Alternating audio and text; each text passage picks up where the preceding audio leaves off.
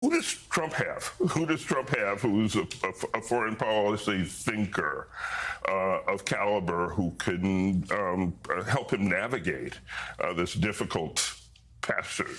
So I think Trump would say that he is his own foreign policy expert, that he knows what he's doing. There's been interesting evidence recently that Vice President J.D. Vance is playing a greater role in shaping these negotiations. He's developed a close relationship, it's said, with his British counterpart, David Lammy, spent time with him on holiday. But not just that, he's attending more meetings, he's exerting more influence, and that influence is, I'm told, increasingly supportive of Europe's position. Essentially what Vance is saying is it's Europe that's going to provide the weapons and the training for the Ukrainian military going forward, but the United States has to keep some involvement. I think, Gene, the two X factors, if you will, are first Trump himself. Trump, as a peacemaker, has changed week to week. It's this weird kind of vacillating approach. One week he's whipping Zelensky and calling him the problem, and the next week he's stroking Zelensky. Same thing with Putin, back and forth. He needs to be consistent. He needs to decide, here are my goals, and then be discipline day to day over these next few days in trying to get them. And the second is Ukraine itself. Ukraine is war weary. It needs a peace. There's an interesting poll that Gallup did that just came out this month that shows that the percentage of Ukrainians who believe they can fight on until final victory has fallen from 78% in 2022 when the war began to now about 24%. So people have lost hope that they can get this total victory. The percentage of people who want a negotiated settlement correspondingly is shot up. So there's been a change in Ukraine, but when you ask people the question directly, are you willing to give up land? Nobody wants to say that in public. So that's one of the delicate issues that President Trump will have to weigh in the next few days, is this question of land for peace. Is that the bargain he's going to try to strike? To that point, it was seen as reassuring in Kyiv and other places that Trump in recent days has said that today's summit in Alaska won't be about land swaps, even though he did say that a few days prior. He's changed that, suggesting that won't be on the agenda today. Zelensky also reminds the international community that in the Ukraine constitution, there has to be a national vote to give up land. It's not something he can just do unilaterally.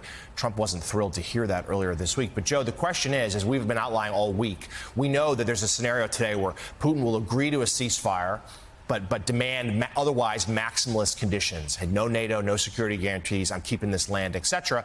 Trump, desperate for a deal, may take that to Ukraine and say, hey, if you don't take this, you're the obstacle to peace. The question will be, if Trump rejects that, how could he then be tough on Putin?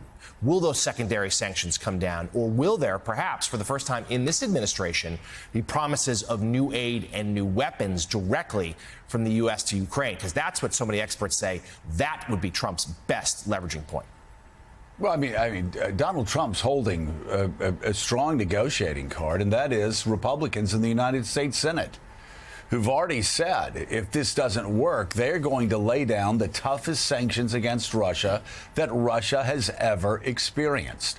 So if actually Donald Trump talks about the art of the deal, I have always found there's nothing better in negotiations than walking away from the deal, not getting upset, but just going, no, that's not going to work.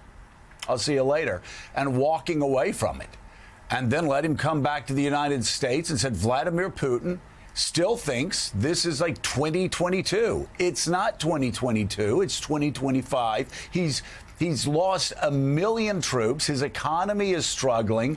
He couldn't do anything in Syria. He couldn't do anything in Iran. He couldn't even do anything in his own Caucasus. He has to do a deal, whether he understands it or not. But if he doesn't understand it, that's fine. We'll let the United States Senate implement the toughest sanctions ever against Russia and see how he likes that. That's the art of the deal. Walking away when you have somebody that's not going to give you anything that you want. Now, that said, Ambassador McFaul, David Ignatius brings up a great point, and that is land for peace. It's something that nobody in Ukraine may want to talk about. It's something that many people writing op-eds that support Ukraine, as do you, as do I, might not be comfortable talking about.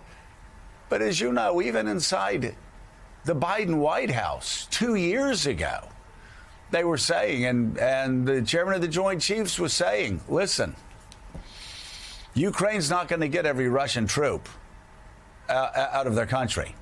And Russia's not going to get Kyiv. There is going to be a deal, if there's ever a deal, that both sides are going to hate. What does that deal look like, Mr. Ambassador?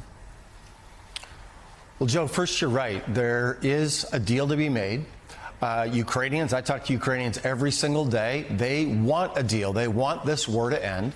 And publicly, President Zelensky can't endorse land for peace right now. But privately, people I know close to him think that there could be a deal. But here is the essence of the problem. Land for peace. What guarantees peace? That is what President Trump needs to focus on. And that's what the Ukrainians are nervous about. They think it'll be land for peace today, and 2 years later, Putin will start the war again. And by the way, they have a good reason to worry about that, because this war started in 2014. President Trump, I think, has forgotten that fact. And then it escalated in 2022. So they need something that guarantees peace to sign off on the land part. And the obvious solution, the master solution, the grand art of the big deal is NATO membership. And why that's so great is because Putin doesn't get a vote about that. He doesn't get a say about that. And this notion that he won't accept it, I radically disagree with. I've been in the room with Putin. I know that he wants this war to end too, and he would take land for NATO. That's the creative solution that I hope this administration begins to think about, because if there's not a guarantee for peace, why on earth would they sign up for giving away the land?